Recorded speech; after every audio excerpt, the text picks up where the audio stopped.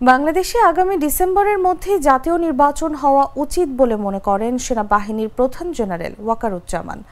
নির্বাচন বিষয়ে তিনি আগের অবস্থানেই রয়েছেন বলেও জানিয়েছেন। বুধবার ঢাকা সেনানিবাসের সেনা প্রাঙ্গণে আয়োজিত অফিসার্স অ্যাড্রেসে তিনি এসব কথা বলেছেন। এতে ঢাকায় অবস্থানরত সেনাবাহিনীর বিভিন্ন পর্যায়ের কর্মকর্তারা অংশ নেন। অনেক কর্মকর্তা ভার্চুয়ালি যুক্ত হন। অনুষ্ঠানে জাতীয় নির্বাচন ছাড়াও মানবিক করিডোর, চট্টগ্রাম বন্দরের কন্টেইনার টার্মিনাল ও সংস্কার সহ সমসাময়িক বিভিন্ন বিষয় উঠে আসে। অনুষ্ঠানের সঙ্গে সংশ্লিষ্ট একাধিক সূত্র এ তথ্য জানিয়েছেন। অনুষ্ঠানে সেনাপ্রধান বলেন, বাংলাদেশ সেনাবাহিনী কখনোই এমন কোনো কার্যকলাপে যুক্ত হবে না যা সার্বভৌমত্বের জন্য ক্ষতিকর হবে। জেনারেল ওয়াকার সব পর্যায়ে সেনা সদস্যকে নিরপেক্ষ থাকার নির্দেশ দিয়ে বলেন, রাজনৈতিক সরকার দায়িত্ব নেওয়ার সঙ্গে সঙ্গেই সেনাবাহিনীকে ব্যারাকে ফিরতে হবে।